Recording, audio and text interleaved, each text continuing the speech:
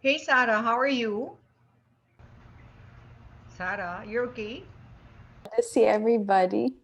And then I'll just, before I forget, I'll fix the sound too. Okay, good.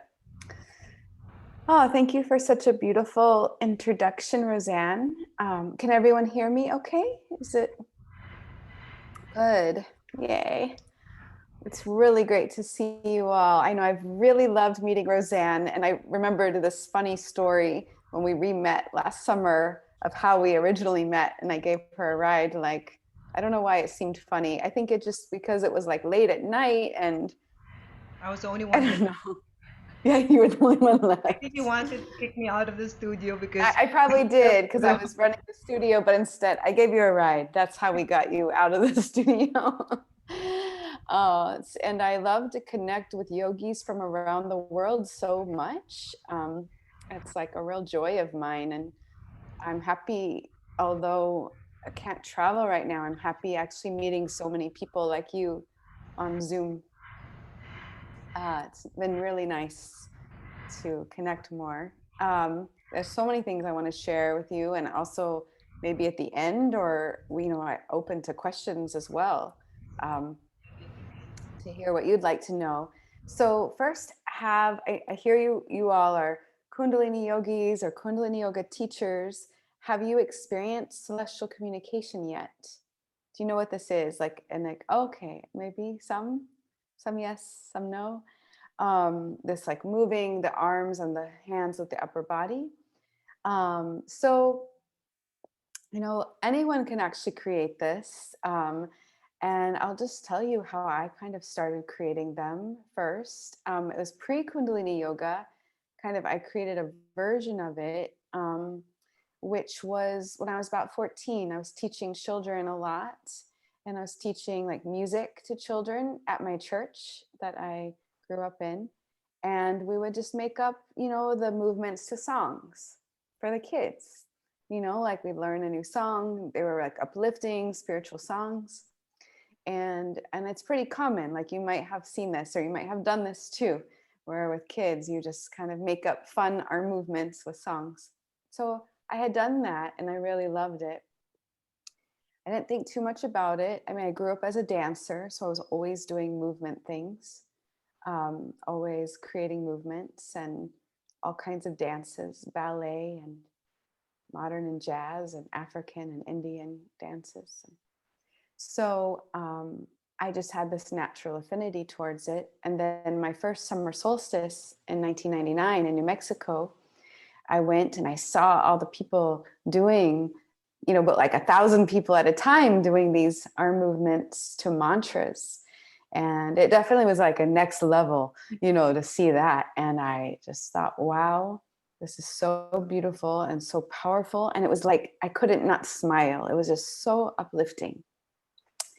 And so then I kind of saw it as celestial communication as part of Kundalini yoga at that time. And the women leading it, two of them were the ones who originally Yogi Bhajan had start creating these. He didn't create them himself. He kind of said what it was and encouraged other people to create them, which I think is pretty amazing because then it's really meant for all of us. It's meant for everyone to create. It's not in a book like this is how you do a celestial communication.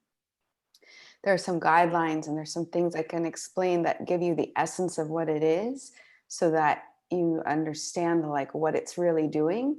But there's not like a right and wrong way, or there's not a standard way. There's not one way to do the Guru Ramdas chant. There's like infinite ways. We could each create one and it would be different and beautiful. So I saw this and then I started learning about it, and I learned particularly from these two women who first Yogi Bhajan really encouraged to create them, who had also both been dancers, and so I learned a lot from them.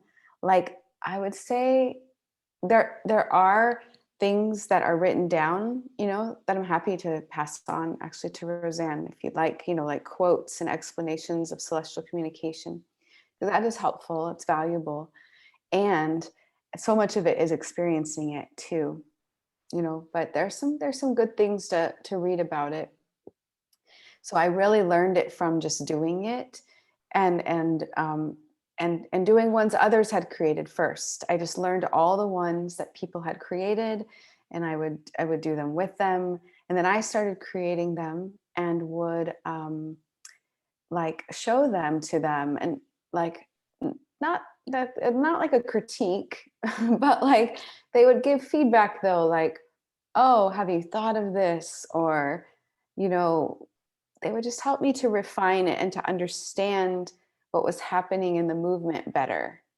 What was um, the energetics of it. And I'm going to describe some of that to you today, too, so you can know more about the energetics of it. So, like for 7 years, every Sunday morning, I went to a woman's house. Her name's City Huddy. This was when I lived in New Mexico. And every day, every Sunday, we would practice the movements together before we went and did them with the community, and with the children also were a big part of this. And so it was just like 7 years of like also just, when you do something so consistently, I think when you do something every day or every week, you just over time build like a subtlety with it. So I feel like those were really important foundational years from 2000 to 2007 when I did that. Um, and I was always teaching it also, but that something about that time with City Huddy was really special, I think, where she kind of passed down also, I think, some knowledge to me that was not anything that is written down, but just more of the exchange that happens when we meet together and practice. Anyway, so I feel like I've just kind of been dedicated to it now for like 21 years. And I always knew I would do more with it. I wanted to teach people more with it. I knew I wanted to teach people how to create them. But I just didn't, I was focused on other things, like running businesses or for a long time also doing other things. So now I'm kind of more feel it's the time to share even more celestial communication from where I'm at in my life, but also because these are the times celestial communication was really created for. It was really created for times of stress as a way to relieve stress when nothing else works, or to heal when nothing else works. Um, it was created also for a time so everyone could meditate, but that people could meditate who can't sit still, right? I mean, I know when I started the practice, I couldn't sit still. I was a dancer. Sitting still was very hard for me in the beginning. And I think many people need to meditate, but many people, can't sit still. And this is such a beautiful, enjoyable way, such a feminine way also to meditate, and it gives you still the effects of the mind being clarified. It gives you the effects of your body, mind, and spirit syncing up. With the mantras, it helps to work with the subconscious mind too, releasing. So I think it's really a technology, a practice of this time we're in now. I feel, Yogi Bhajan would talk about this as well, but I can really sense it now. Like we just need something so accessible and relatively easy, and maybe even like joyful. It can be. It can be a practice for me that brings tears or that brings smiles. It's, and I notice that when I teach it too. It's like sometimes the whole class is crying, sometimes the whole class is smiling, and it just depends on the song or the mantra or the what's happening, and with the people and with the room. So it's a, someone today said this to me, um, as I was teaching earlier today. She said, this feels like so much about the emotional body.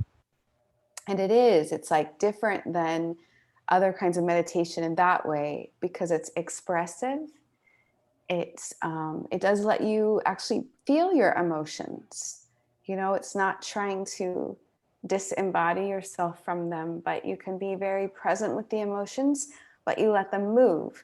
They get to move with the movement, and they don't get stuck inside. So the emotions can all come out. They can be expressed and released. And you can also turn this kind of emotion into devotion. you know. Another way I really think of it as it's like a living prayer, or like you're putting your prayers out into the ethers through your hands and fingers and arms, like kind of you can like create something actually. I mean, on the one hand, it's very simple. It can be a very simple practice, meditation, stress relief, um, relaxation. And on the other hand, it can go to this level. I think of again, like embodying your own prayer, embodying the sound current, and actually creating a new reality. That's how I feel what it becomes. That's the potential of it. And also, I find that, again, like when nothing else works in my life, the most healing thing that I can do is to create a new celestial communication. For me, the process of creating one, it creates something new. It changes something in me, um, and it creates this relationship with the mantra that didn't exist before. So I just want to let you know, it can be very practical and simple, and it can also, we can go like really esoteric with it to this place of like creating. I mean, I guess that's practical too, but creating our reality, just like if you've studied this in Kundalini Yoga, where your word creates your world. You know this comment. So like what we speak becomes reality, or that's why we chant so much too, because then this vibration of truth and of love and balance, which is what the mantras are, then that becomes our reality. So it's very similar. It's creating that reality, through the chanting, but also through the body moving, creating the world that you want to create through your vibrational frequency. And movement is another way to create that frequency. Um, yeah, so I'd like to get into more of the subtlety of it, but I just also kind of want to know if anyone has a question or what you're most interested in learning about while we're together today, because I could share so much. I don't know if y'all want to, Rosanna, if you want people to use the chat or anything like that, or just speak. Um, but I'm open to hearing what's most interesting or important to you. Yeah, feel free to You can write in any text your questions. questions if you have. Yeah. We have kids. Regina actually Mm. watched your YouTube video and she was in Oh, good. tears. So she said she's going to bring her. We invited Oh, kids also to join. oh, that's so good. So how is it helping the Good. children? How Oh, can it help yes. children in celestial communication? Okay, thank you. I'm glad we brought kids. Thank you. With children, okay, so I mean, I yeah, I actually will write a book eventually. I need to start the process to like really share all these things, because they're not all, this is not all things Yogi Bhajan explained. He didn't explain that much, but it I've studied other things like childhood development, how the music and movement affects the brain. So some of this is just coming from like understanding in a broader sense, and what I've observed as well. So with children, what I always remember being a child myself was that like the songs that I learned with movement, I remembered. Like even now, I could do all the songs I learned at like age 5. I could sing them all to you with the movements. It's like we embody things when we do the movement with it. It's the words become embodied. And it's so I think for children, a lot of it is like if we want to teach them songs that are uplifting, songs about their spirit, songs about the mantras, or just actually uplifting songs in any language, and you put the movement to it, it's like something that will stick with them forever on a cellular level. And so you're just like getting that repetition. It's japa. If you know the word japa, which just means to repeat a mantra, that's what we're doing with our bodies with celestial communication. So the kids are doing it too, and it's kind of fun for the kids. And also, this is for everybody, but I'm just going to think about it from the kids. It's like it opens the heart, it builds the strength and openness of the heart. It's going to build the aura.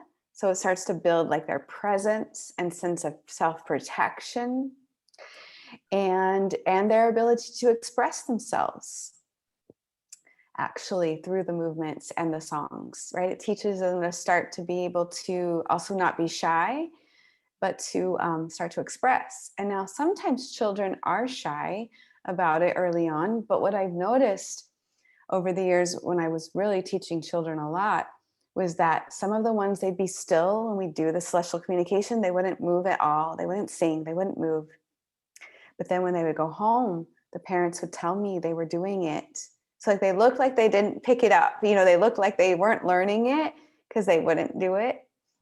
And then in private, they were doing it. Or and then eventually, like I just remember like one day, it's like one girl, she was 8. She started doing all the movements, like she knew them all, but she just didn't do them publicly until one day they like all came out through her. Um, so that was a big thing though in our community, was that we'd have the children actually lead the adults doing it. Like we'd teach the children and then they would lead, yeah, the adults, and that would teach them like leadership. You know, so again, sometimes it took them a while, but eventually they would do it, you know, and it kind of they'd have to stand tall. And one of the key components in celestial communication, it's funny, I'm talking about it through children, but it's totally the same thing for adults, is that it builds the radiant body. It builds your courage, your royal courage, your ability to be who you really are, your soul on the outside, expressing it fully. That's the radiant body, the 10th body. And so with kids too, it's like they're learning to be able to say these words or mantras and to be able to express it through the body. And then there's like no gap between the two.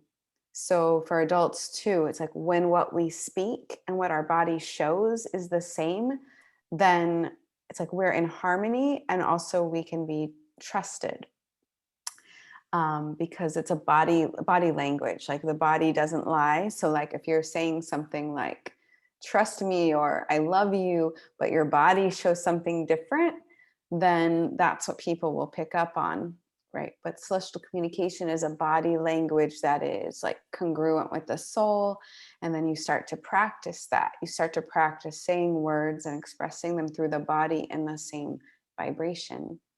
So children are just learning that young, you know, they're learning that technique young, and it builds the both this aura and the radiant body, so that kind of start to be learn, and we can also learn this as adults, how to make our presence work for us, right? We hear that as teachers a lot, like let your presence work for you. It's not only your words, it's not you know, it's only partially what we say that matters. It's how it comes through us.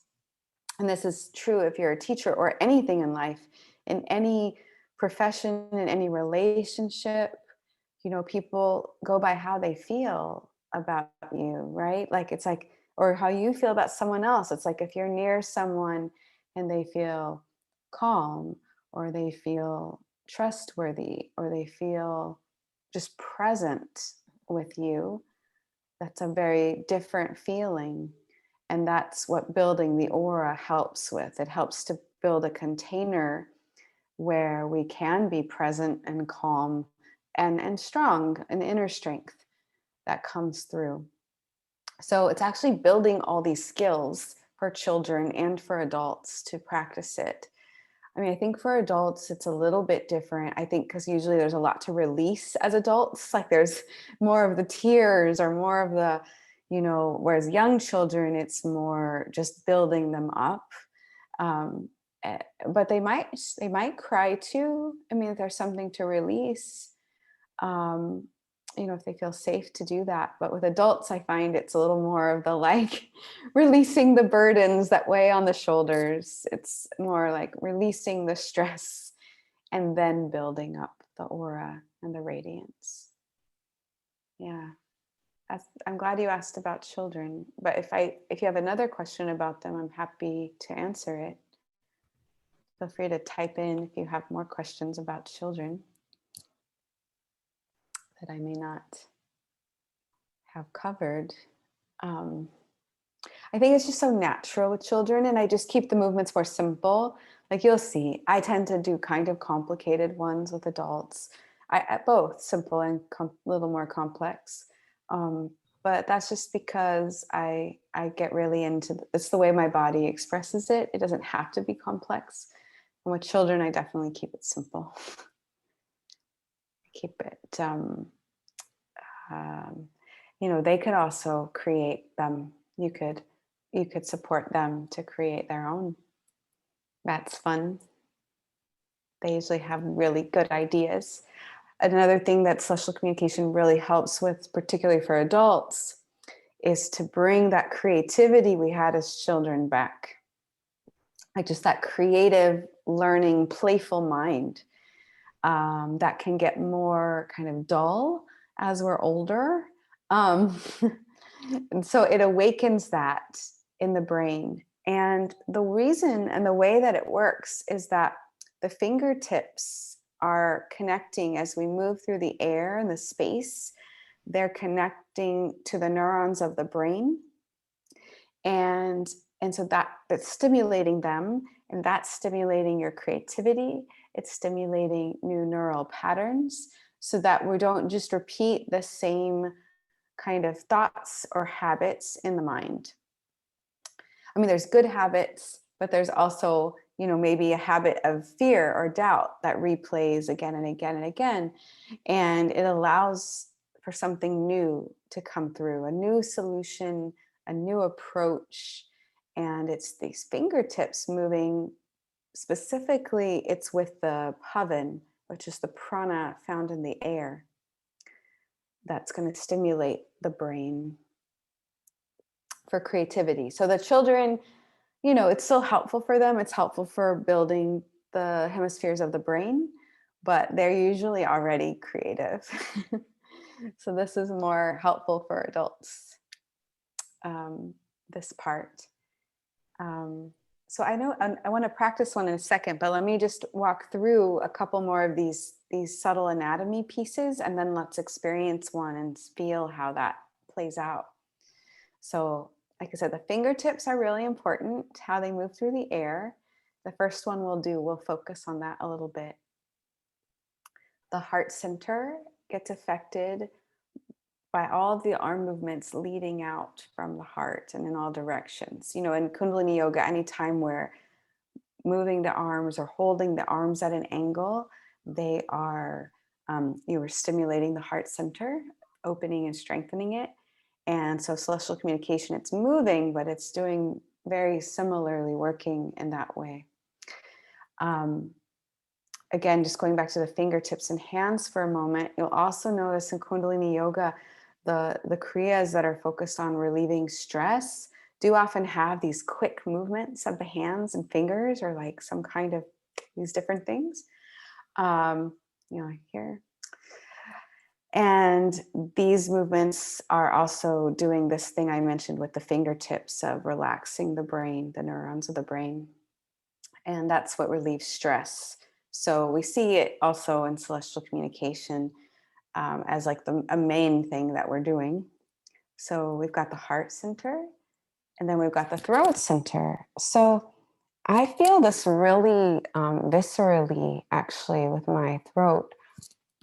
If I chant, let's say I chant before I do celestial communication, and then I chant after celestial communication, my throat center is much more open after. I can sing much more openly and clearly. It's just something I've noticed over the years. And it's working through all of these upper chakras, the celestial communication. I think it's just this movement. There's a particular value, and it's okay if you don't know this yoga anatomy, but it's like from the heart up through the throat into the head. And it's called Udana. And it's this movement that is moving upwards. you know, like we think of apana. We know that, right? It's like the navel down, like releasing, eliminating energy, or prana that's coming into the heart. But there's other values, other movement energies in the body and airs. And this one is moving from right above the heart up through the throat. And this celestial communication, even though there's not like a particular way you have to do celestial communication, there tends to be movements moving up with the arms. You know, it just tends to do that at some point. And this movement is going to open the throat chakra, which is your expression through your voice, but also through writing, through a musical instrument, through any way you express yourself as an extension of your Satnam and who you are in the world. So it could be in how you create your home. It could be in how you create any space. It could be in how you do something, like how you execute any task, like that has your expressive nature in it.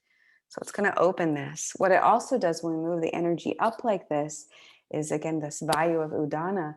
It's opening, this is joy. It's the emotion of joy. And if we're not moving this energy up this way, we tend to not feel joyful. We kind of get a little stagnant. So it's a really important energy to move. It's good, you know, it's good for your health, physical health, but your mental health. This energy is moving heart, throat, and up. So that's what's happening at the throat level. And then at the third eye level, you know, it does help you like a meditation would with like your intuition, your ability to vision. And I think of it also as like, you know, it is a visual, it's kinesthetic, you know, it's a physical experienced practice, celestial communication, but there's also a visual aspect to it. Like sometimes I think it's kind of like making a mandala in the space with your body. You know, there's a bit in the third chakra, I mean, I'm sorry, the sixth chakra is all about vision. So you can, this part where I said like you can create your world with it, this is what I feel is an element, an extension of the sixth chakra, the third eye. As we move our arms, you can feel like you're creating your world, your future, your space. And then the crown chakra gets activated as this is meditation and connecting to the one, you know, connecting the finite with the infinite. So it's just naturally being activated. You might even do mudras over that connect with it or not, but it's going to affect it. And then the auric field is really important because we're moving so much in this upper part of the aura with the arms. And that is building the aura, strengthening the aura, kind of brightening the aura. And it really does create like a strong force field around yourself. And if you've worked with the aura, you know, it's like then you can be more kind of safe, you know, you can protect yourself through this energetic space, which the sound and mantra supports too. That supports the aura as well as the arm movements. And that gives you a presence and a protection that you don't then need to armor up other things for. Like if my aura is not feeling strong, I might feel like I need to armor my heart. You know, I need to like kind of protect myself, or I might feel like I have to be hyper vigilant. So there's kind of a relaxation that comes from having an energetic protection. It doesn't mean like we're not aware, we don't pay attention to things, but you get another, like a layer, like a magical or invisible shield around you. And that gives you kind of a allowance also, I think, for grace and for kind of relaxation. So yeah, so it's doing a lot, even though it can look so simple. A lot is happening in the subtle body. So I want to share one with you to start, because then I think the experience is so important. Let's officially tune in. And then I will share with you this first one. Let's rub the palms together.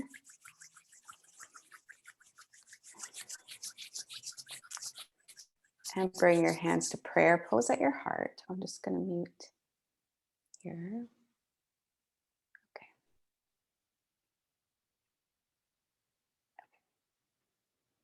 All right. And hands in prayer pose at the heart. Lengthen up through the spine and feel your sits bones connect to your chair or floor, to the earth. And focus your eyes up at the third eye.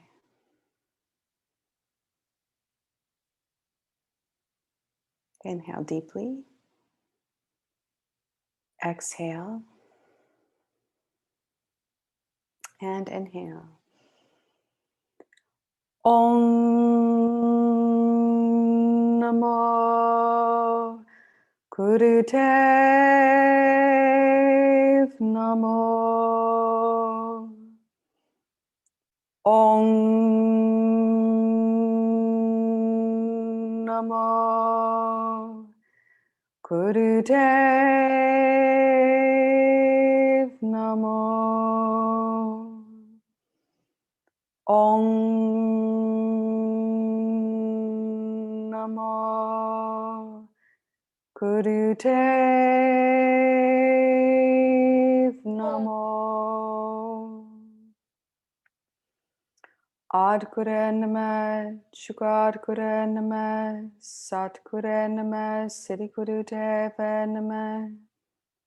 Ad Guru Nama, Shugad Guru Nama, Sat Guru Nama, Siddhi Guru Deva Nama. Ad Guru Nama, Shugad Guru Nama, Sat Guru Nama, Siddhi Guru Deva Nama. Deep inhale. Exhale.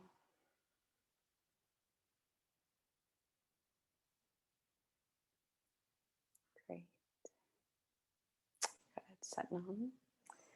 And I'm going to share with you this first celestial communication. It's with the mantra Ad Guru Namaha. It's a very gentle one. And I chose it to share with you because you can really, I think, feel the fingertips and hands, the energy of them in this one. The movement out from the heart, the movement in the aura. I feel like it's a nice one to really feel into that. And Ad Guru Namaha is, I know many of you might know this, but it's for protection and for guidance and your own inner wisdom coming through and like being guided by like the one or your higher self, your soul. And so this is just like an expression of that to me. So it starts with Ad Guru Namaha, which is Gure repeats every time. Gure Namaha. Gure is wisdom. Namaha is the bowing, the like a devotion, a reverence for this wisdom. So we start with Ad Guru Namaha, which is bowing to the primal wisdom, and then Jugad Guru Namaha, bowing to that wisdom that's been here through all time, just forever. And then Sat Guru Namaha is bowing to the true wisdom. And Siddhi Guru Deva Namaha is bowing to that great unseen wisdom that's always guiding us, always available to us. So I'm going to back up for. I hope you can hear me still as well. Can you hear me or no? Uh-oh.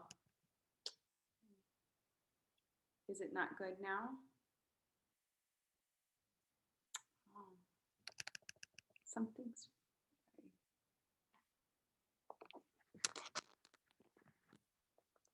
Okay. I'm going to need to back up to show you the movements. And so maybe I won't talk, or maybe you won't be able to hear me. Something just happened today with this sound for me. I don't know why. Haven't resolved the technical issue. I use this every day, but today something's going on.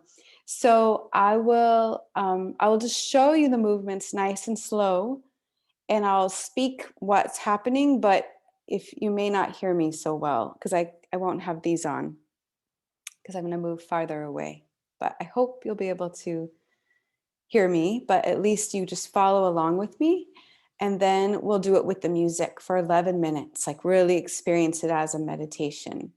But first, I'll just show you the movements. Okay.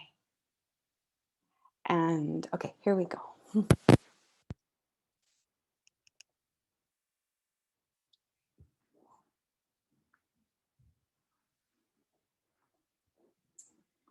Start with your hands low, and then reach up, out from the heart center. Bring your hands back to the shoulders and press forward. Press out, stretch out to the side, and release down. Then bring your right arm up the center and open to the side. And then the left arm, so you make a mirror with me. Beautiful. And then drop down and come all the way up. Stretch up.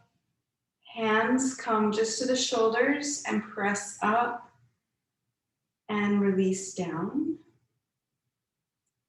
So this will be Ad, Gure, Namet, Jugad, Gure, Namet, and Sat, Gure, Namet, Siddhi, Gurudev. Reach the arm at a diagonal, and then flip the palm up and the elbow comes in, and then reach at a diagonal and flip so the elbow comes in. That last part again, we'll go Siddhi Gurudev Ve Namet. Good. So you're creating all these expressions of protection and guidance around you with each movement. The second part, which we'll do with the same mantra, is with the hands down, you're going to begin by reaching up from the wrists and then reaching down from the wrists and then reaching to the side with the wrist and down with the wrist and then reach up and then flex the wrists and then cross the hands in front of you and sweep them downwards. Yes, great. So we'll go forward with the wrists. Ad, Gure, Name, down with the wrists.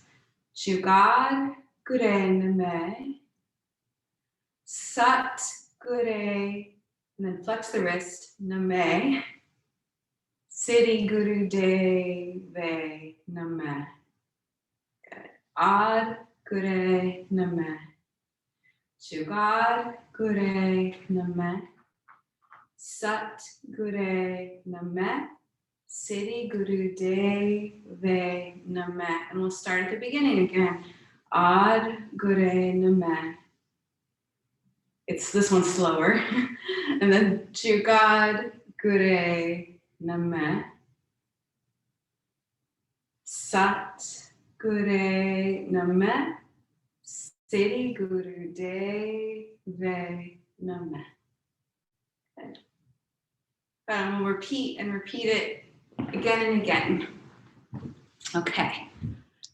So to set yourself like you're going to meditate, tall spine, breathing deeply.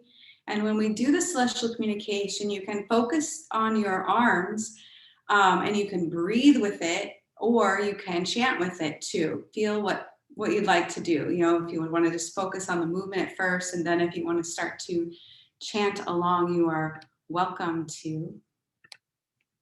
Okay. The first round, we're going to listen. So just listen to the mantra one round.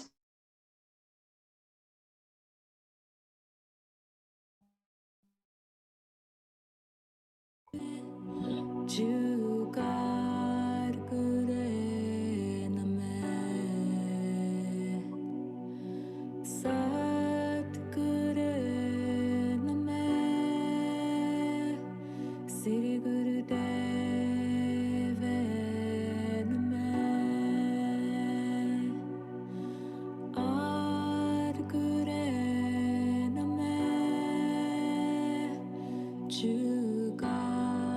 Gure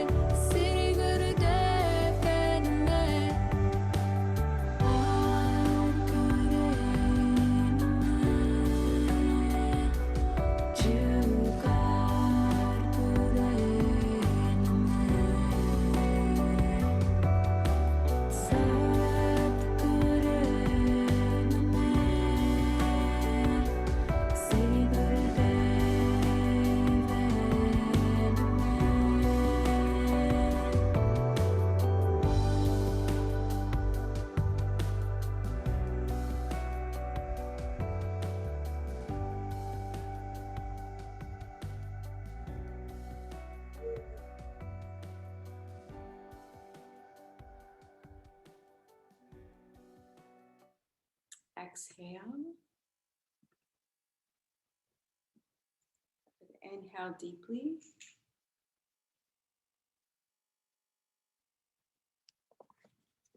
Exhale. Inhale deeply. Feel the mantra, feel the sound, feel your movement, vibration. Exhale. Inhale deeply. Feel your cells still dancing with the mantra, still chanting. And feel the air still moving and dancing with you. Exhale. And one more time, deeply inhale. And feel the vibration of this mantra of protection, of guidance, and wisdom.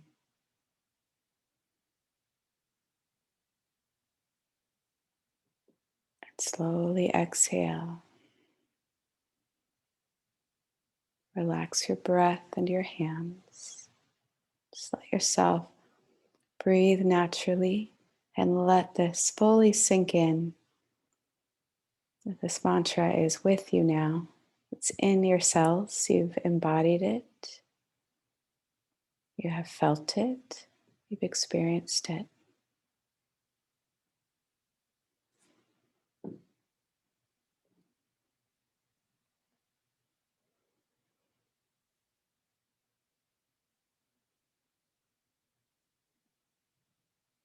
And inhale. Exhale.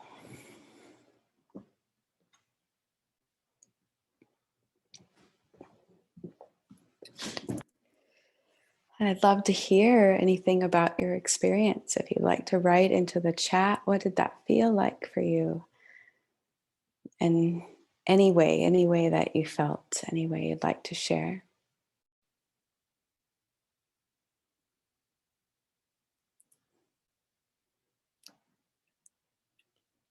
Oh, thank you, Sarah. This really awakens the senses. My fingertips feel electric. Nice. Yes. Yes. Yeah, sometimes, people can feel a buzzing in the body after, like you can literally feel a vibration. It's okay if you don't feel that. It's like with anything, we all might feel different things. So don't worry if you don't feel something, but it's fun to hear what it feels like for people. And the fingertips are being so activated. So that makes sense. And Roseanne, oh, your spine is tingling too. Wow. Great.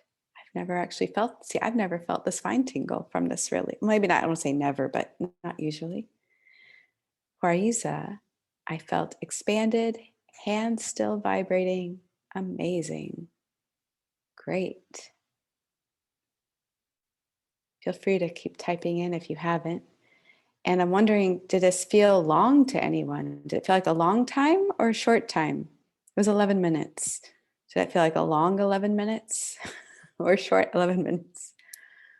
Short for Roseanne. Rochelle, I felt tingling in my fingers and I felt mild vibrations in my entire upper body. Wow, great. Great. Oh, Ariza and Regina also said it actually felt short. That's another thing is I do feel for many people, I don't want to ever say for everyone or no one, but I think that can meditate longer. Like it doesn't feel, there's so much to focus on and to experience, the mind. I think it's harder for the mind to wander, to stay in sync with the music and the rhythm. I think it gives the mind a lot to do. And so it's good, like you can meditate longer. Larissa also felt short. Nikki, I felt like this was a happy dance. Great. And Gina also. So most people feel like a short. Yeah, happy dance. Yeah, it can be. I feel that too, especially when the faster part, the Ad good anime. I usually feel so happy on that part. So I know a few of you said you could feel the fingers. So you could feel that like the prana it's stimulating the prana of the fingers, and that affects the brain. You may not feel it in your brain, you may not feel the neurons, but it's connected. um, do you feel it in your heart at all? Some of these like arms stretching out from the heart, and you might not have, or it might be subtle. um, it's okay if you didn't. Sometimes you can feel the heart opening. It's good for, like I've mentioned, the heart opening and strengthening, but also for grief, all the celestial communication, because it's moving the same area of the body, like the ribs and the heart center. So it's actually a great practice for any kind of grief, any kind of loss, any kind of sadness. And I actually feel, I don't know what it's like right now in the Philippines, how much it's similar or different to what I'm experiencing here in California in the United States. But in general, I feel here, and I know I've felt this talking with people in Europe as well, that there's just a general grief going on, like a grief of things that aren't happening or that have been lost or that may not happen in the future. I think even like, underneath anger or frustration is often grief.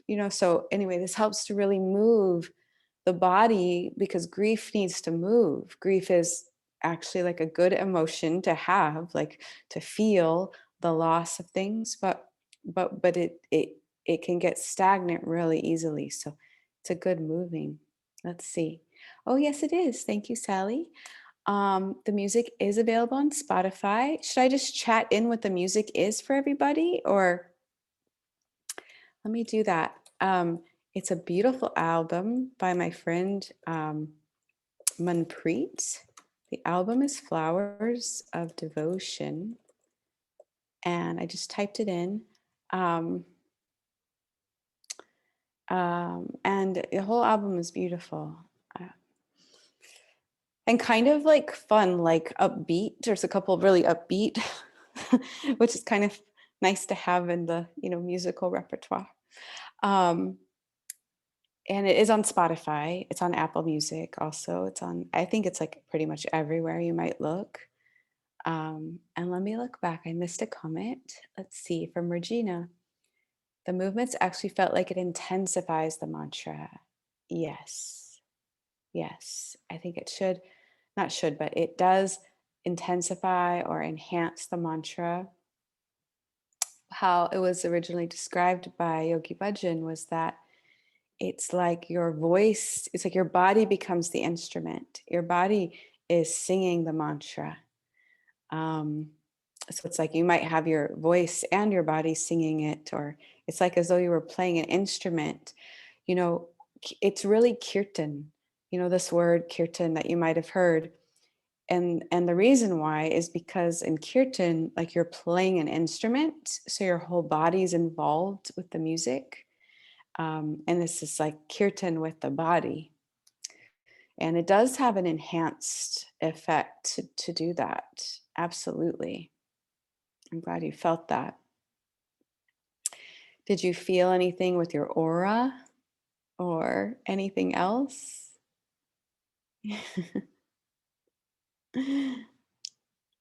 Or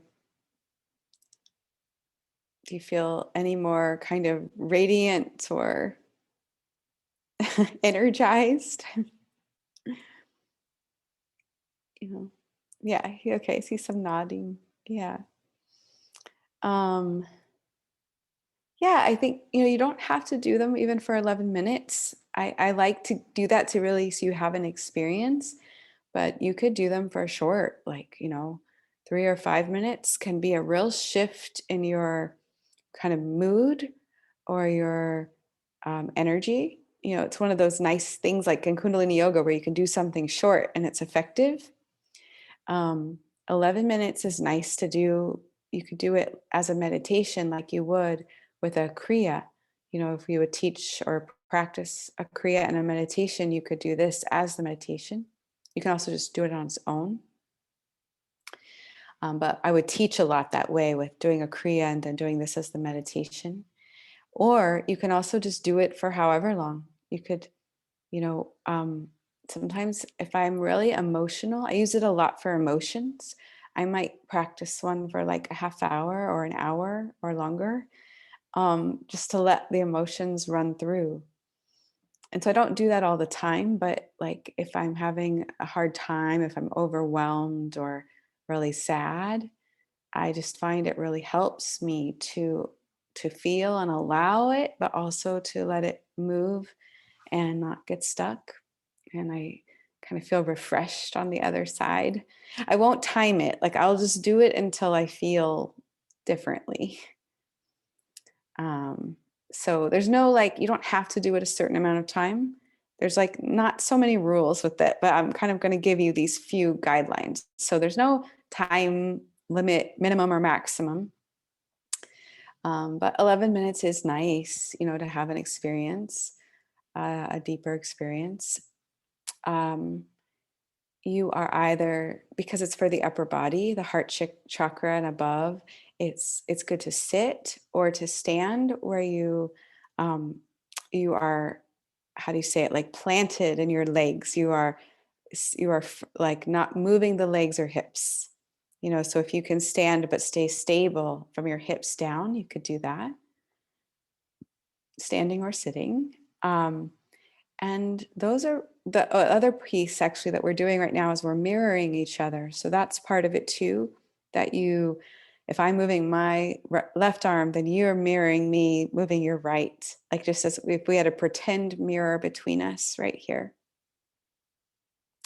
Or that we were just, yeah, like it's like pretending like that you are my mirror. Like if I'm looking at you and you are my mirror.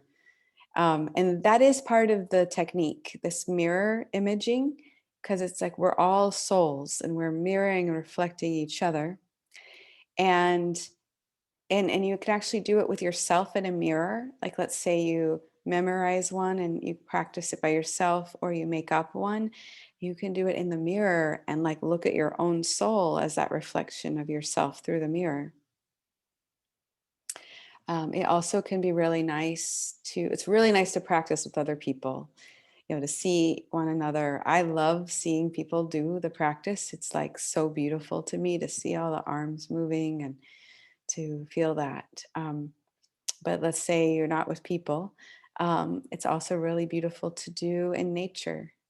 And I do feel when I'm in nature, like that nature's doing it with me, or that's like responds, like that it is a communication. Like I feel whether I've been by the ocean or like the mountains and rocks, or if there's birds or other animals nearby, I feel like everything kind of responds to it. It just is a communication on a few levels. It's a communication with your own soul, like you're like we always are, right? Whenever, if you've studied any of the conscious communication techniques, it's like we're actually always speaking to ourselves, right? I mean, we think we're speaking to everyone else, but we're actually always communicating with all of our words, all of our thoughts to ourselves. So, first and foremost, you're communicating with your own soul with this practice. And then maybe you're communicating with other people. Um, you're also always communicating on this vibrational level with the universe. So it's like you're creating a vibrational ripple through your movements wherever those lines may go. And I feel that. I'm doing a 40-day practice right now with a group. And I did one before too that Roseanne was a part of. And they're both kind of love focused, focused on opening to love and seeing the one in all, the divine in all. And I feel these like lines of love opening up, this like communication of love kind of spreading, you know, um, kind of subtly throughout, I don't know, the whole universe. I mean, more practically, like in my life, like I feel like it's just people I know are feeling more like a flow of love with me. Like I feel like I'm more loving to them. I feel more love from them. But it just kind of ripples out. And then, so with nature too, it's like it feels your vibration and responds to it, maybe your pets will respond to it, or just other people, will feel it. Maybe they'll see it and respond, but they may just also feel it. So this is how it's just always kind of a communication. It's creating a vibration. Um, so these are the elements of it, really, is that's all, except for on a more subtle level, just basic level, it's using the upper body, it's mirroring each other. Um, but then it's like whatever you want to create, your movements could look nothing like mine at all. They could just be totally different. Um, there's no right and wrong way to do it. How I begin with the creating process is deep listening, sunya, and it really comes from that. It's like this deep listening allows the mantra to be expressed through the body. So it comes from a state of listening and, uh, actually not so much thinking, more like listening and sensing and feeling, and then like just playing around with movement. Um, so I feel whenever I do it, whether I'm creating or practicing, it's a lot of it is listening and going deep into the mantra or the sound current. It's really a sound current practice. But what's also nice about it is that people don't need to know how to pronounce the mantra, to practice it. Like it's, again, a little more accessible. Or it can also be a way to learn the mantra, to remember it. So, yeah, it's essentially, to me, it's a sound current practice, an extension of listening and chanting. And then just that it's sacred. So there's not, again, a right and wrong way to do it. It's just that it's coming from sacredness and reverence. So, any questions about that or anything you'd like to know about what celestial communication is, or how to create it? Feel free to write in the comments. I'd love to see any questions you have.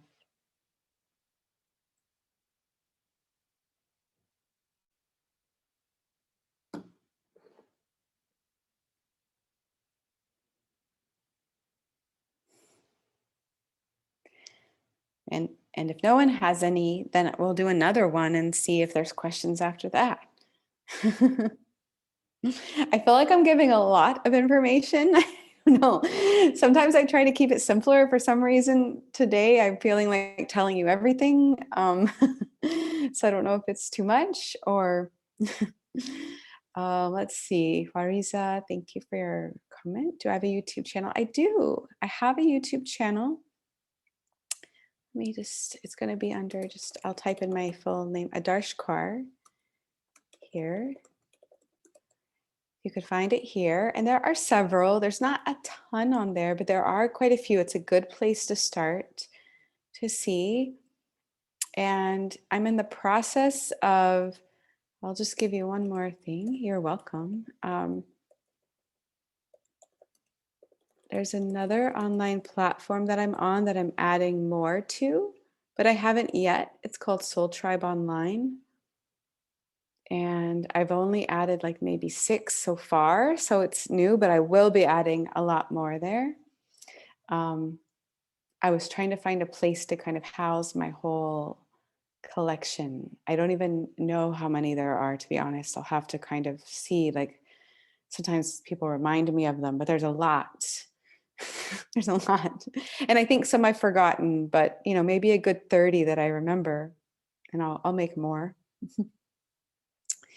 I do really find for myself that it's an enjoyable way. Like, I mean, I just like to do it for fun, honestly. Like, I've been just, I just like the process of creating them, but I really get to know a mantra that way. Like, I really feel like I create a relationship with the mantra through it. Like, just if you were to chant a mantra every day for 40 days, you would also, there's other ways to do it. It's not the only way.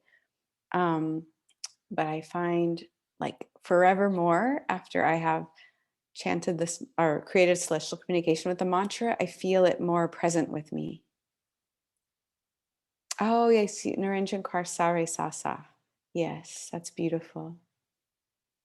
That's a beautiful meditation. Um, I want you to know also, and so you may have seen this if you've seen some of my videos, but these can be very, they can be very slow and flowy, and they can also be faster and um, more angular. I was thinking to show you one that's a little bit more, it doesn't start off fast, but at the end it gets a little bit fast because it's kind of fun. You know, it's almost like, can I keep going? Am I gonna mess up? You know, but that's part of the fun of it, is like just following along and kind of getting beyond what we can, you know, like when you do something that you're not sure if you're getting it right, that's also like good for your brain, you know, um, to just follow along the movement and see how you do. So I think let's do that one now. And then I'll see if there's more questions. But this is a fun one. We're going to do, it's Om Namo Guru Dev Namo. I'm sure you know this mantra. And it also has the mantra Om Namo Guru Dev Namo Guru Dev Namo Guru Deva. It's a slight variation. So, you know, Om Namo Guru Dev Namo is for wisdom, for connecting with the wisdom of the cosmic creative wisdom. I mean, there's so many translations of this, but one is I bow to the cosmic creative wisdom, and I also bow to the subtle teacher within myself. And then with the Guru Deva, it is really about accessing your own wisdom and inner guidance. And this is beautiful. It also has some English translations of these words, of these sounds. So that's kind of fun too. Okay, I'm going to show you this one and we're going to practice it. Okay. I hope, can you hear me? Which I know we're doing this again. I hope. Okay, it's okay. All right, good. Okay. Okay, so we're going to start off nice and slow. Oh, thanks for the thumbs up. Thank you. Hands palms down, and you're going to slowly lift them up. So the fingertips reach straight up to the sky or ceiling. And then you're going to flex the wrists so the palms are facing the ceiling. Bring the hands down to the shoulders and press up. And then stretch the fingers back up and stretch them all the way to the side. And then my cat loves celestial communication, so she might be joining. And then bring your hand to your heart. So your right hand, and then your left hand. Then bring your fingertips to the shoulders and reach up and forward and down. Okay, and we'll repeat that. Start with the palms down, and we're going to reach up slowly. Ong. And then flex the hands, come down to the shoulders, reach up, Namo. Bring the fingers up, stretch to the side, Guru Dev, Namo. And then hands to the shoulders and up and forward. One more time. We'll reach up, Ong, Namo, Guru Dev. Really stretch out to the side, Namo. And that's what I feel with these, is I do kind of like stretch them as much as I can, like that, like, you know, stretching way up. I feel the stretch through my spine, through the fingertips, down to the shoulders, again, stretching way up. And then the fingertips come up and stretching like way out to the side. Like I feel a stretch across the front and back of my heart here. Yeah, and then we'll touch the heart and open up. That's Om Namo Guru Dev Namo. Then the English words are, it's a different movement. We're going to cross the wrists and cross and open up into a V. And then circle your hands into like maybe the middle finger touches. It's okay if they don't touch, but it's like as though you're going to touch, or they barely touch. And then you open to the side as you lift your heart and head. And then bring the arms straight in front of you, out from the heart, and bring it in to the heart. So this will go like this, up into a V, and then circle, open, and then side by side, and then right into the heart. Good. I bow to you. I bow to me. I bow to thee within myself. Okay, one more time. I bow to you. I bow to me. I bow to thee within myself. Sorry about the coffee. And so that's the whole English part. And then it will go back and forth between the two. I think I like coughed in or breathed in some of her hair or something. That's why I'm coughing. Okay, and then the last part is going to be the fast part. It's fun. It's fun.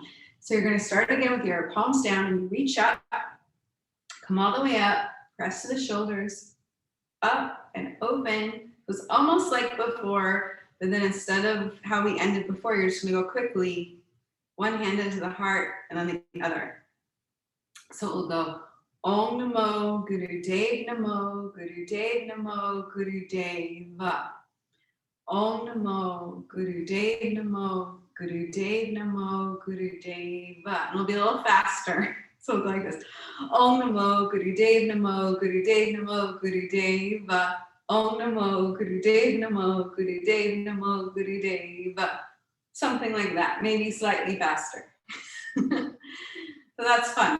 So that's how we'll end. And then you can feel how energetic this can be and how kind of like it can really invigorate the heart and the aura. And you could even sweat. I don't know if you will for this amount of time we'll do it for, but you know, you can kind of get a little bit cardio, you know, with it.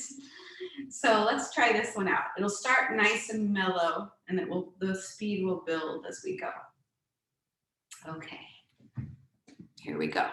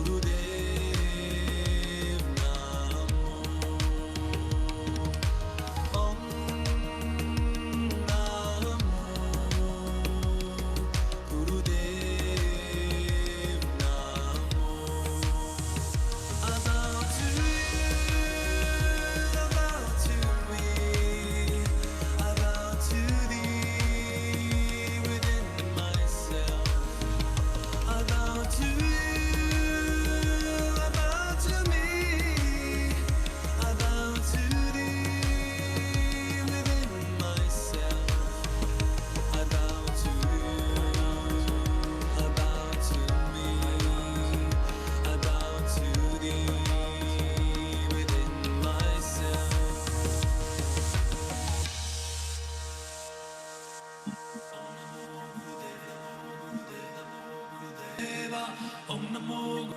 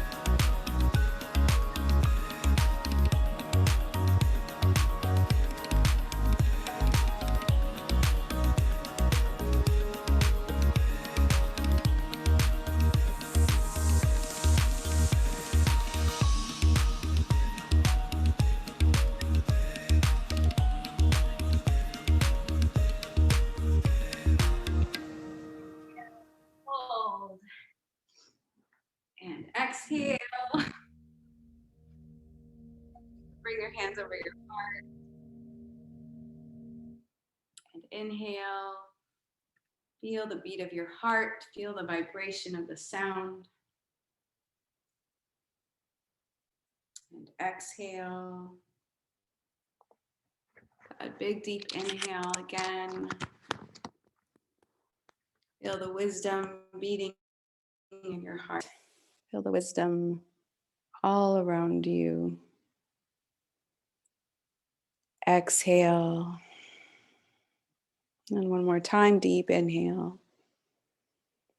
Even in the silence and stillness now, hear and feel the sound.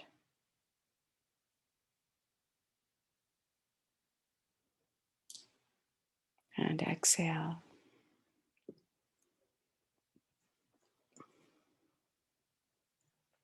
And relax. Just let it sink in.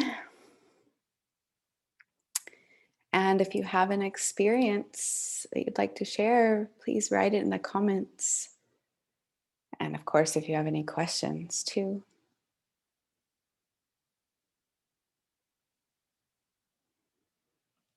Did you feel maybe with this one, maybe more of the aura? Because it's like when you start moving fast and there's so much with the arms. Maybe you then like sweat a little bit. Or it's like if you were tired in the afternoon and you did this is shorter, it's not even 8 minutes, then you're going to feel an energy boost. Ah, Roseanne, yes, love this. I'm sweating. I feel energized. That's great. Oh, and I'll type in the music that you can also find everywhere on Spotify and everywhere.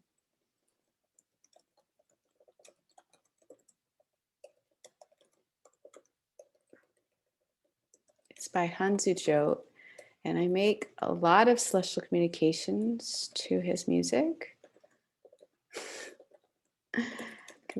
I really like the beat and the way he does it.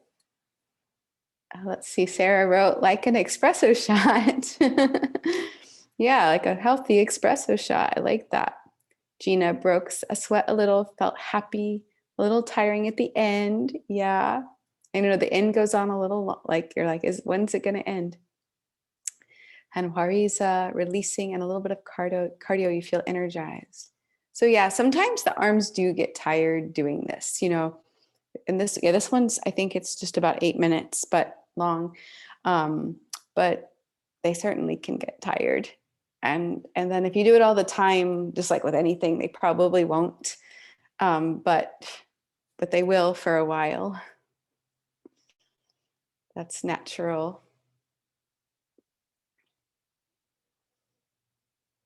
You're just really building the aura then with the arms. And again, like most people can do it and do it without injury, like unless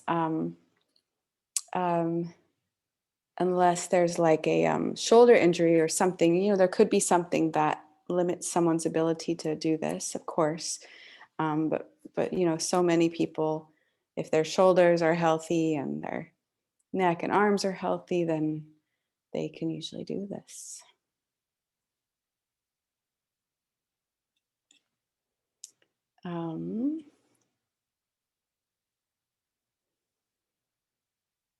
Any other comments about doing this one or questions about this one?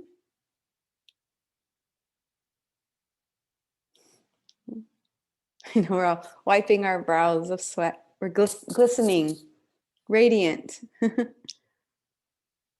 Let's see, Sarah, do all the upper chakra, upper body movements ever leave you floaty? Oh, interesting. For me, that's a good question. Like, do you need to ground after it? Could it make you so like celestial? So, spacey. I find, and this is actually why I like to do it sitting as well, because it's actually very grounded to sit, and to really feel like the sits bones and the pelvis really connected to the floor, the earth. I find how I practice sit and like to do it, I feel it's really an embodiment practice. So I feel more in my body and not ungrounded. If I'm teaching a class though, what I might do is teach a Kriya that does focus on the lower triangle and then do this, because that is a nice balance. Not so much because I might be ungrounded from the practice, but just because, I want to work all the chakras, and this like stabilizes in the lower chakras, but it doesn't work on them the way Kundalini Kriyas do for the lower chakras. So Sarah, right. Is that answering your question or? Yeah. Thank you. You're welcome. But it could, I think if it does make someone spacey, if it makes you spacey or someone else spacey, I would just walk. Walking would be a good, just easy balancer. Thank you. I do find I like to walk after doing it for a long time, just to like move my lower body. So that's an excellent question. Sally, I went to a physical therapist for a frozen shoulder. But I think that it is a lot better than that therapy. Oh, you think celestial communication was helpful for your frozen shoulder? Oh, wow. That's amazing. Yeah, just listen to your body. And if it feels good to do it, it feels healing, then yes. Yeah. I know that it can really, for me, release tension that I get tense neck and shoulders. And it definitely helps to move that for me, which is nice.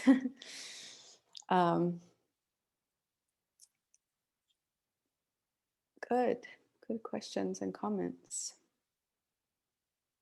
Roseanne, is there anything you would like to know that you don't know or that you would like to know more about?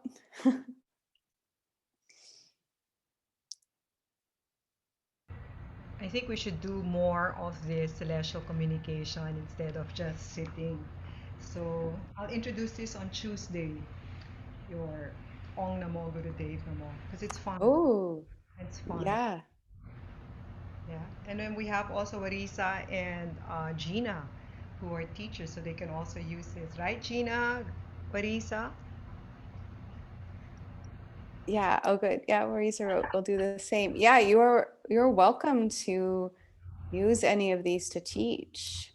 You know, any of these that I share, and you can find other people with them on YouTube also. I mean, there's a lot of amazing ones on YouTube, and sometimes also simpler ones, which I know can be easier sometimes at first, especially to learn and remember. Um, the only thing I would say about the ones on YouTube is the most part, they're fantastic. Sometimes people will dance with their lower body and call it celestial communication. So just you'll see that. Um, I love dancing. I do Bhangra dancing, other dancing.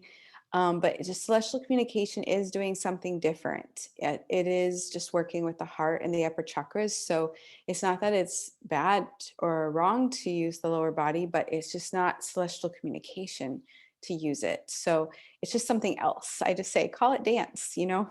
But you'll see that people will call it celestial communication, and it's not.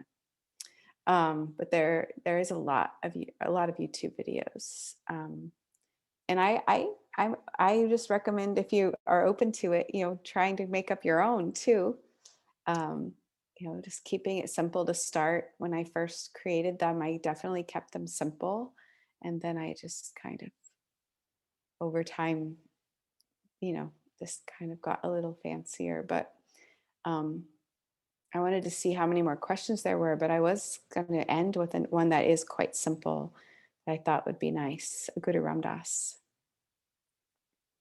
Yeah, because it's not, and this one I do also have a YouTube video for, but it is one of my favorites. And I find that's interesting too for me. Like, you know, one of the simplest ones is actually one of my all time favorites. Sometimes I think when they're simple, they affect kind of the innocence of the heart more.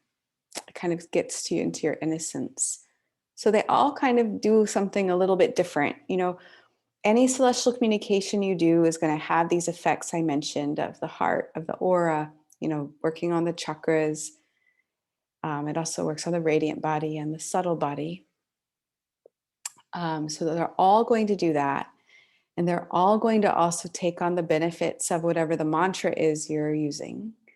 So, like for Guru Ram Dass, we know it's going to be healing, balancing, it's going to support humility and grace and protection. So that's going to be true of anyone. And then the way the particular song is and the way the movements are might also affect things a little differently. Like, you know, some might be more subtle or more vigorous, you know, and so they're all going to give you a slightly different feeling depending on the version of the mantra, the music, and the movements that you do. And that's just kind of left up to creativity and expression. You know, it's like not this hard science, but you'll feel it. You know, you'll just feel it, and you don't even need to explain it, but they all will feel slightly differently. So this one we're going to do now, this Guru Ram Dass, and I think the simplicity of them, it just affects your innocence in a beautiful way. So let me show you this one so we can do one more together. All right. Um,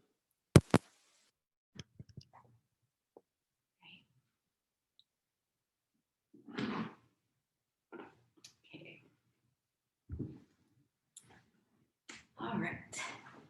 Okay, for this one, hands are going to be in Gyan Mudra.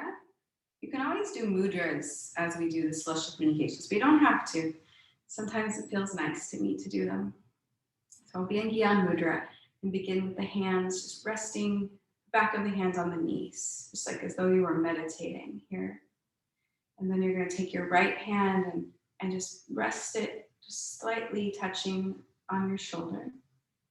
And then you'll take the opposite arm and rest on the other shoulder. And then bring both arms straight out in front of you, reaching out from the heart. And then drop the arms and bring them up in a big circle, like making a giant halo over you. And then bring them one hand on top of the other on the heart. It doesn't really matter which one.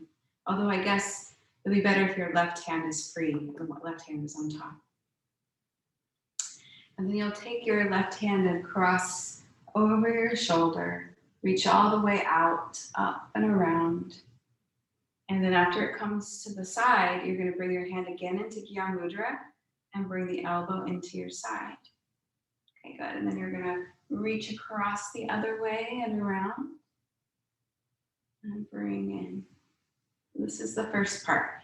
We'll be here, hands in Gyan Mudra to the knees, to the shoulder, and open. And drop the hands down up into a halo, to the heart. And then your left arm across the shoulder, up and around, Gyan Mudra, elbow in, and across, up and around, elbow in. So this is nice and slow. It's Guru, Guru, Wahe, Guru, Guru Ram, Das, Guru. And we'll do that twice. And then the second part is, let's do it again. Guru, Guru, Wahe, Guru, Guru Ram, Das. Oh, that's right. I got ahead of myself. I showed you the second part already. Almost. So that's the first time. We'll repeat just that twice. And then we'll do the arm sweep around. Guru, Guru, Wahe, Guru. And then you do this movement where your palms are up and you move towards yourself like you're going to splash yourself with water or give yourself a blessing. And so the first one's going to come just like kind of in front of your face.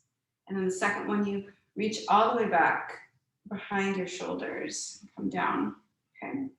So we're here, Guru, Guru, Wahe, Guru, Guru Ram, Das, and the last part is you drop the arms down, or just down a little bit, and they open up to the side, stretching out from the heart. And then we'll repeat the second time with that. You'll reach your arm all the way down and around. Here, Guru, Guru, Wahe, Guru, Guru Ram, Das, Guru. Yay, that's the whole thing. And we'll repeat it again and again, 2 times the first way, 2 times the second way. And you can, after you do it a few times, just really relax into it. Let it become a meditation. And if you know the mantra, you can chant with it or consciously breathe with it if you choose to do that. And feel your body being this instrument of the mantra. The body expressing the mantra, the body enhancing it, and see what this experience is like for you. Okay, here we go.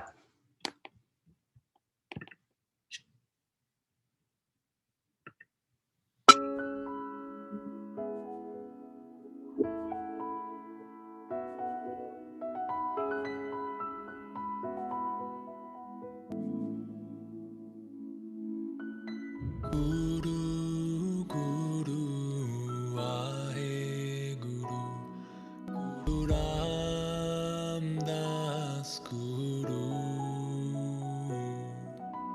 Guru, Guru, Wahe Guru, Guru Ram Das Guru, Guru, Guru, Wahe Guru, Guru Ram Das Guru, Guru, Guru, Wahe Guru, Guru Ram Das Guru, Guru, Guru, Wahe Guru, Guru Ram Das Guru, Guru, Guru, Wahe Guru, Guru Ram Das Guru,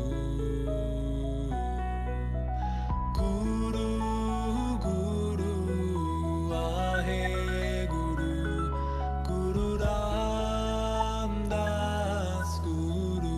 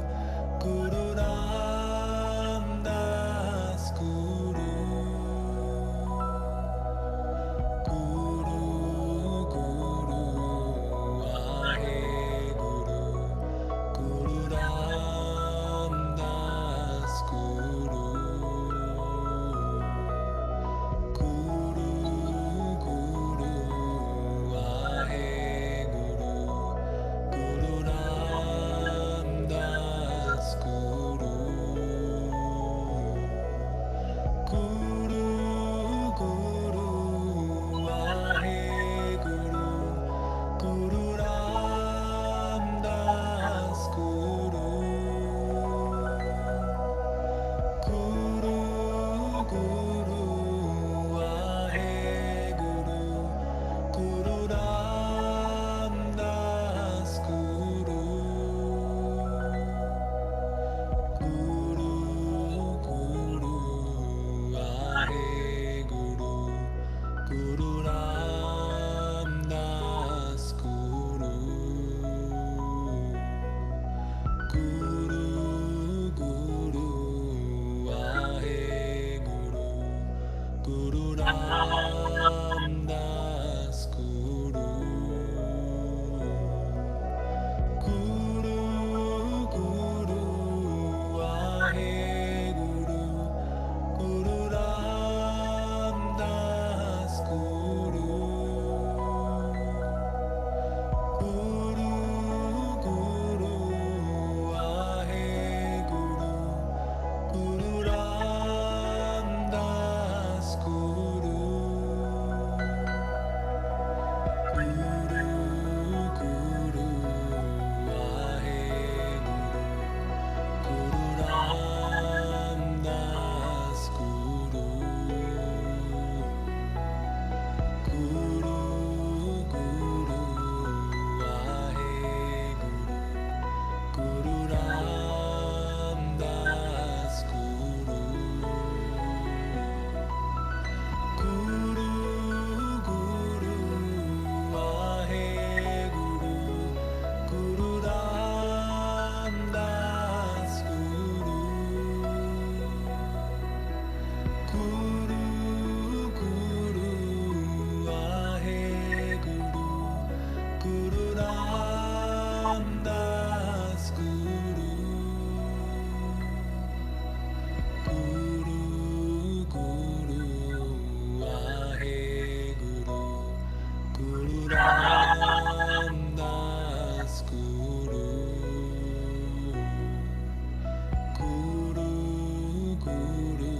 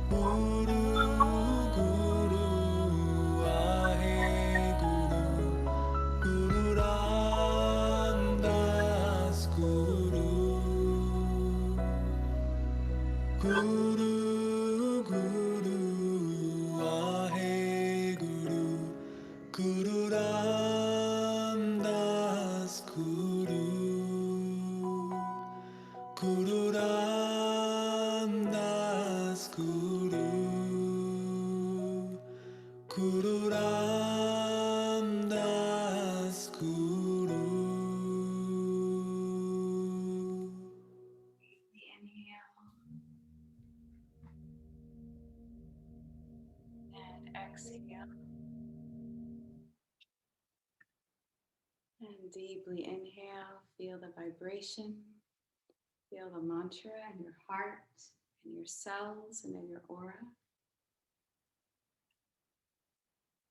Exhale. And inhale deeply and feel the healing grace of this mantra, the protection, the balance. And exhale. One more time, deeply in. And feel this mantra permeate every part of your being, every part of your life. Let these vibrations extend out through your home and your family to the world. And exhale, gently relax.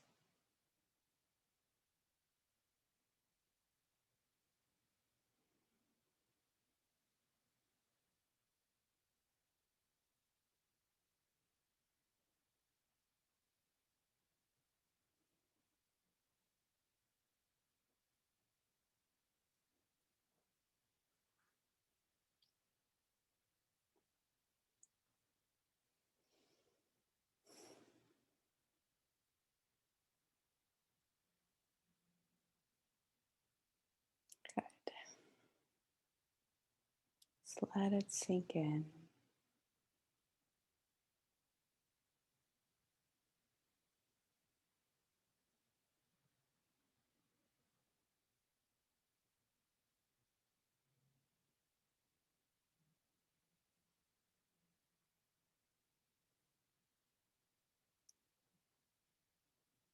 And inhale. Exhale.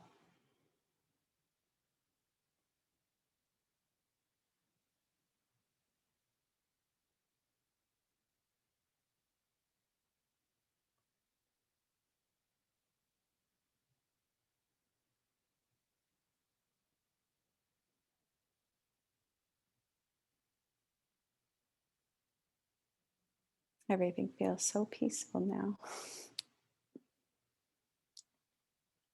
So yeah, each one feels just a little bit different. You know, each of these celestial communications, just like each of the mantras.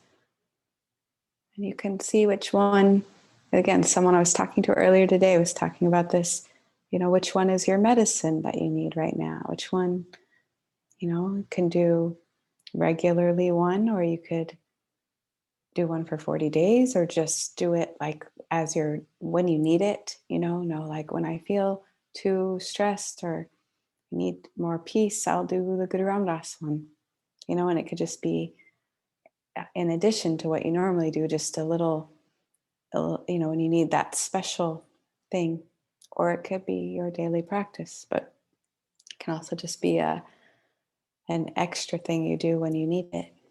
Oh yeah, let me write in the last song. Yes, it's Guru Ramdas by Hansu Jot.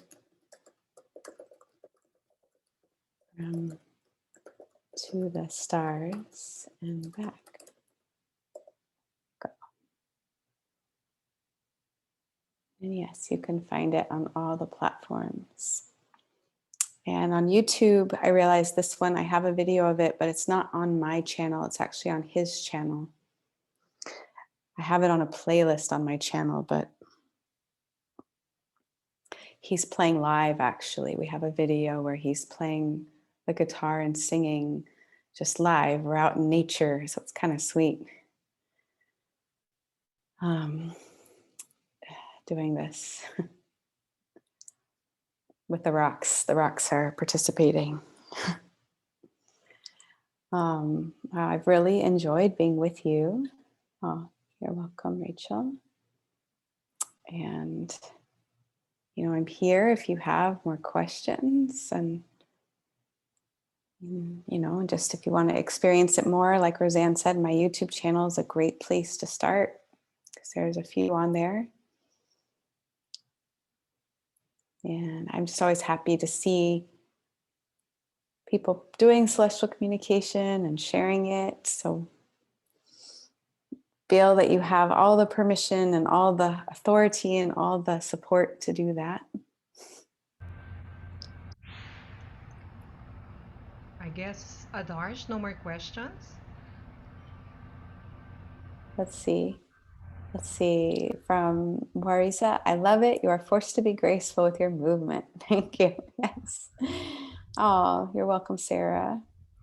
Yeah, and you, again, if you create it, I know this is like a whole nother topic, to go into in detail, but if you create it, your movements don't have to look anything like mine, and sometimes I do even do more angles and more things. I didn't with the ones we did today, but it doesn't have to look the same. Just want to say that again.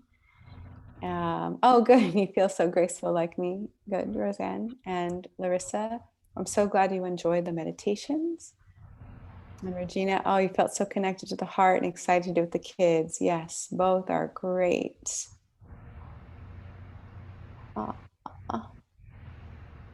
Yes, stress busting experience. And Marisa, I like graceful. Oh, I appreciate all of you participating so wholeheartedly. Thank you for your presence and your movement. I love seeing everyone do it. It's a highlight of my day to see everybody doing this together. And thank you for all your comments and your questions. Let's see, Rachel wrote, I feel great and have a nice calm buzz. Oh, good. And Michelle, oh, you're most welcome. Feeling beautiful and sacred. Wonderful. Yeah, it's for all people and all genders. I do feel like it does, like, I think, help me to feel more in my feminine, though, which is nice for anyone, just to get that balance. Like if it's been like go, go, go, busy, or like, it's a good self-nurturing practice, I think, to softening practice. Wow. Well, you all are so wonderful. And oh, good, more comments. Gina. Oh, you're most welcome. Yeah, it's a great stress relief. Great. That's how I would use it so much when sharing with people. Just most people need a stress relief. So even though it's doing so much kind of more, that's like kind of the first important thing that it's doing. Oh, you're welcome, Sally.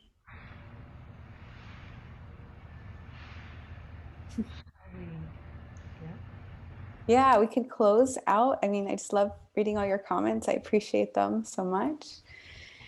And again, you could, if you have questions, you could reach out to Roseanne and let her know, or maybe she can answer them, or she can reach out to me. We can figure it out, right, Roseanne?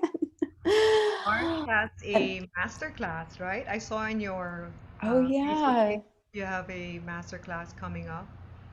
Well, I'm doing a lot. I'm doing it in person. I'm teaching in LA for the first time in forever. I'm teaching in person, but I will be doing more things. If you want to connect with me, I don't know if Roseanne can send the email or something, but will have more things coming up online that you're most invited to. Good. And thank you, Roseanne, for inviting me. And I love to reconnect with you after our amazing summer together last year. And yeah, let's close. Let's close with 3 long Sat Nams and just, bless yourself, bless each other, this experience, and let's send out this vibration to the world. Inhale deeply. Exhale. And then we'll inhale to chant Sat Nam 3 times. Sat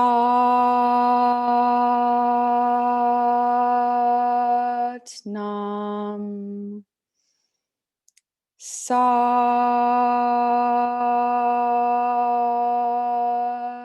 Nam. Sat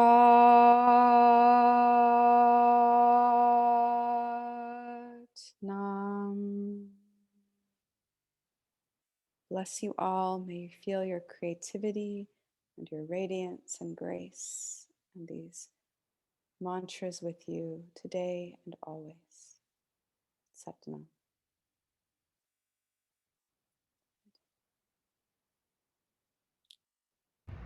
Adarsh, thank you so much. You know that it's a new moon in Libra. Yes. Yeah, so we really need this right now. So the proceeds of this beautiful coffee talk will go to the Grace to be Born Pasig branch. So these are ladies who have been abused. The youngest is 13 years old. And yeah, so thank you so much for helping. Thank you, Adarsh, for teaching us this celestial communication. It's Look at the wonderful to be with look at you. everyone. It's so glowing, oh. Can we Mhm. have a picture together? Yeah.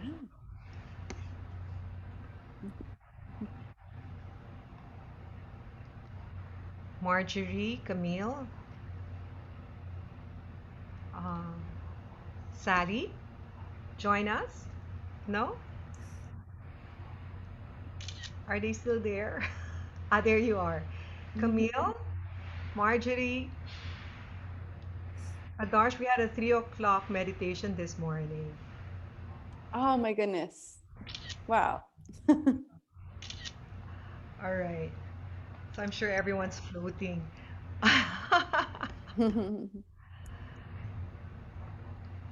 Okay. Thank you. Thank you so much. Thank you. Good to meet you all. Bye. Until next time. Until next time. Till next time. Atam, thank you. Thank you, Mhm. Adarsh. Mhm. Love to all. Mhm.